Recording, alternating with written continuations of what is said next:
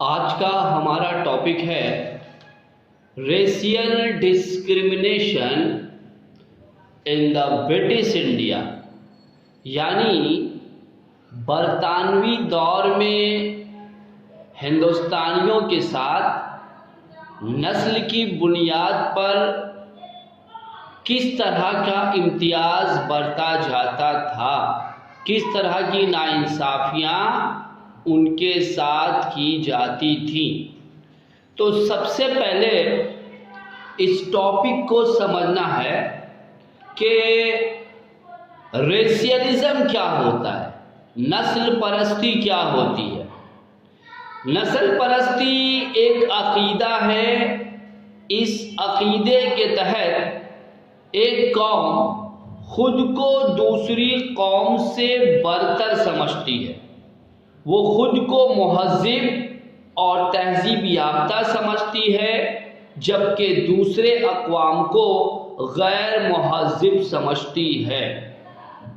نوآبادی سامراجیت نے نسلی برتری کے خیال کو فروغ دیا۔ سفید فام یعنی گورے، سفید فام یورپیوں کا خیال تھا کہ ان کے جلد کے رنگ کی سفیدی انہیں دوسرے سیاہ فام کالے لوگ، سیاہ فام اقوام سے برتر بناتی ہے۔ ان کا یہ بھی خیال تھا کہ خدا نے انہیں دوسروں پر حکومت کرنے کے لیے اس دنیا میں بھیجا ہے۔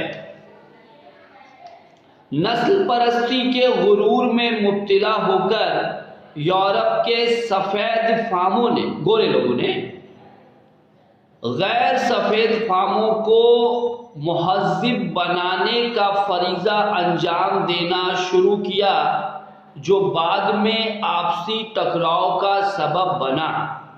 نسلی چھوت چھات کے بہت سارے اثرات نوآبادیاتی سماج پر پڑے۔ نسل پرستی کی بنیاد بنا کر ہندوستانیوں پر گورے لوگ مختلف قسم کے مظالم ڈھایا کرتے تھے۔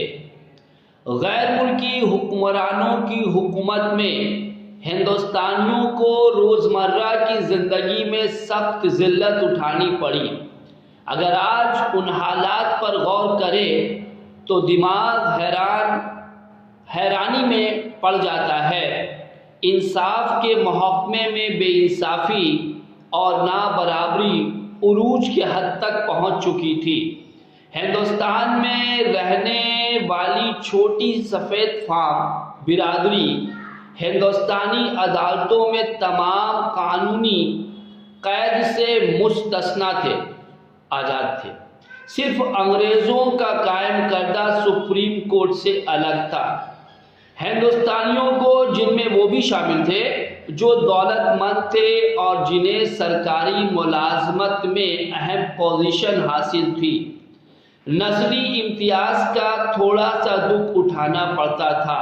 مثال کے طور پر کلکتہ جیسے شہروں کو برطانوی حکومت نے دو حصوں میں تقسیم کر رکھا تھا، ایک حصے میں مقامی لوگ اور دوسرے حصے میں سفید فام لوگوں کا علاقہ ہوتا تھا، جہاں صرف سفید فام رہتے تھے، انگریز رہتے تھے۔ ایسے علاقے میں غیر سفید فاموں کا، کالے لوگوں کا داخلہ منع تھا۔ بہت ساری عوامی جگہ جیسے پارک، ہوٹل، میدان یورپیوں کے لیے ہی تھے، جہاں ہندوستانیوں کا داخلے پر پابندی تھی۔ یہاں تک ریل کے ڈبے جس میں یورپی سفر کرتے تھے، ہندوستانی سفر نہیں کر سکتے تھے۔ یہاں تک کہ علاج و معالجہ، میڈیکل ٹریٹمنٹ کے معاملے میں بھی نابرابری بڑھتی جاتی تھی۔ مخصوص اسپتالوں میں ہندوستانیوں کو داخلہ تک نہیں ملتا تھا، یعنی زندگی کے ہر معاملے میں نسلی امتیاز ہندوستانیوں کا مقدر بن چکا تھا۔ اس ناانصافی کے خلاف ہمیشہ آوازیں بلند ہوتی رہی۔ مختلف ملازمت کا معاملہ ہو، جہاں اعلیٰ عہدے ہوتے تھے، وہاں ہندوستانی قابلیت و صلاحیت رکھنے کے باوجود بھی نہیں پہنچ سکتے تھے۔ انہیں صرف سب آرڈینیٹ پوسٹ یعنی جو ماتحت کی ملازمت ہوتی تھی وہی دی جاتی تھی۔ تعلیمی معاملے میں بھی انہیں تمام سہولتیں میسر نہیں تھیں، اور اگر کسی ایک کام کو انگریز بھی انجام دے رہا ہے اور ہندوستانی بھی، تو دونوں کی سہولتوں میں، تنخواہوں میں زمین آسمان کا فرق ہوتا تھا، یہاں تک کہ ان کے ساتھ ناروا سلوک بھی کیا جاتا تھا۔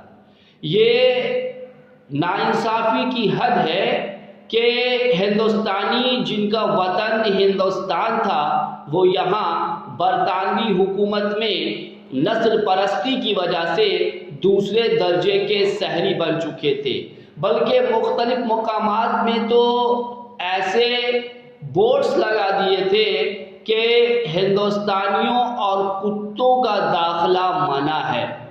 تو یہ ناانصافی کی حد ہے کہ نسل پرستی کی بنیاد پر انہوں نے ہر مقام پر، چاہے سماجی ہو، چاہے معاشی ہو، چاہے سیاسی ہو، ہر جگہ سے ہندوستانیوں کے ساتھ ناانصافی کی، ان پر مظالم ڈھائے۔